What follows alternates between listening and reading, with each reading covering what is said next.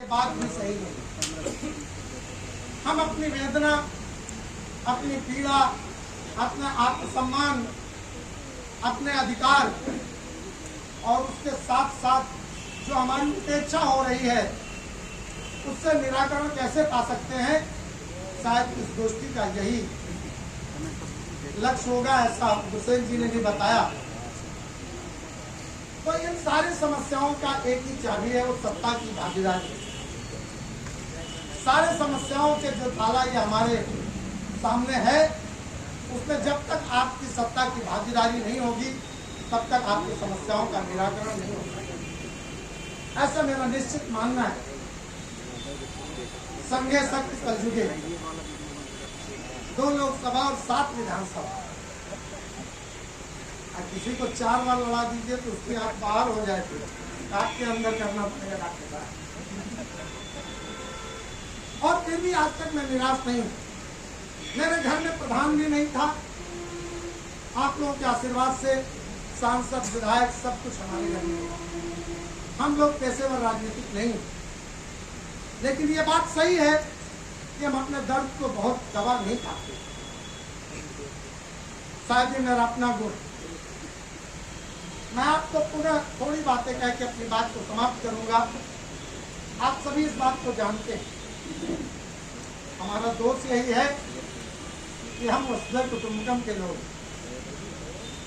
हम चींटी को आटा डालते हैं, हम पीपल को पानी देते हैं। हम विश्व के कल्याण की कामना करने वाले लोग हैं। हम शोध में कोई काम नहीं करते, लेकिन जब कोई हमारी ही मदद से ऊंचाई पर पहुंचता है तो सबसे ज्यादा उपेक्षा हमें झेलनी पड़ती है।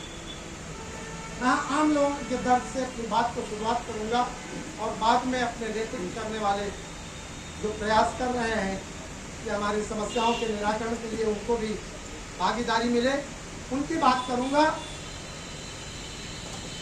आज ये समाज इस जिले में नेतृत्व तलाशता है तो तमाम तरह की कठिनाइयां, परेशानियां आती रहती हैं। मेरा दायरा तो बहुत बड़ा है। मुझे मायावती जी ने कैसरगंज से ब्रिजभूषण के खिलाफ टिकट दिया, कुछ बातें रही, मैं वहां से अलग हो गया। तमाम जगहों की बात है।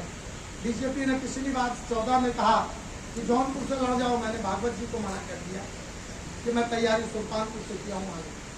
20 साल तक आपके बीच मैंने संघर्ष किया, मुझसे गलतियां भी हुई होंगी, इंसान हूं, कोई बहुत ऐसी बात नहीं है। लेकिन पिछले चुनाव के बाद मैंने यहाँ आना जाना कम कर दिया। कुछ एक लोग हैं जिनके यहाँ मैं दुख दर्द में उनके साथ पहुंचने का प्रयास करता हूँ, क्योंकि मैं इस 20 सालों के बीच तमाम फर्जी मुकदमे झेला। आपको शायद पता न हो कि मेरे ऊपर 124 मुकदमे लगाए गए और आज के दिन में सिर्फ 3 मुकदमे हैं बचे। कोई भी कत्ल का मुकदमा नहीं है, सारे मुकदमे बने।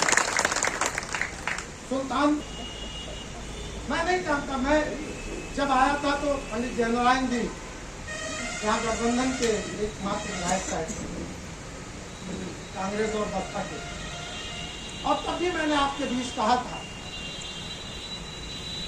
कि हमें ऐसी परिस्थितियां मजबूत बनानी चाहिए, मजबूती से, कि विभिन्न दल किसी न किसी क्षेत्र से हमको टिकट देने पर विचार करें।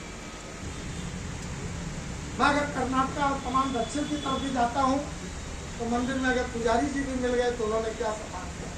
सुल्तानपुर के ही हैं, तमिलनाडु में नहीं है, अंडमान निकोबार में सब्जी बेचते सुल्तानपुर के लिए। और जब वो वहाँ बात करते हैं तो मुझे समझ में आता है कि इनके दिन में हमारे प्रति बहुत ही उम्मीदें हैं। ये सबसे बड़ा दुख का विषय है कि मैं आपके समस्याओं का निराकरण नहीं कर पाया।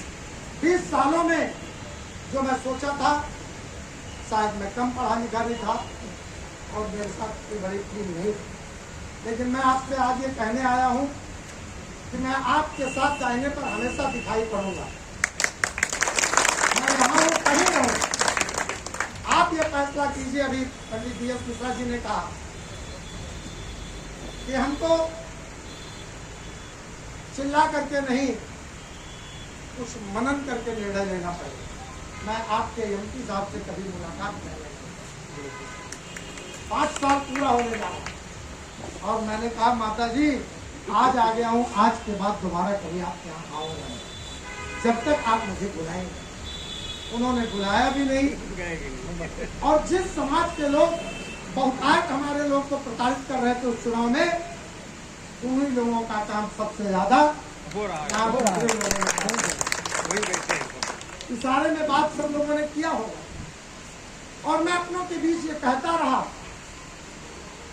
कि जिनको आप परोक्ष दुश्मन देख रहे हैं वो तो दुश्मन है, लेकिन हमारे बगल में जो है वो भी कम नहीं है, उससे बड़े दुश्मन। अरे वाह, आप समाजवादी में चप्पल रगड़ते रहे, आप बीएसपी में चप्पल रगड़ते रहे, आप संघ के चप्पल रगड़ करके कामयाब भी हो गए और आज इस तरीके की बात कर रहे हैं। बहुत दुख हुआ। इस कार्यक्रम में बड़े बड़े नेताओं को यहाँ निमंत्रण दिया गया और उनकी सहमति थी।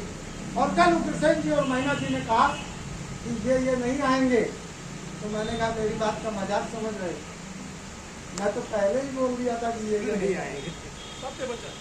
ये बात मैंने कह दिया क्योंकि उनको दलों से टिकट लेना। हम ये जानते हैं कि सिर्फ ब्राह्मण से आप चुनाव नहीं जीत सकते, लेकिन अगर ब्राह्मण प्रथम हो तो इसमें बुराई क्या है? अगर बसपा अपने को प्रथम अपने बिरादरी को रखती है, समाजवादी रखती है,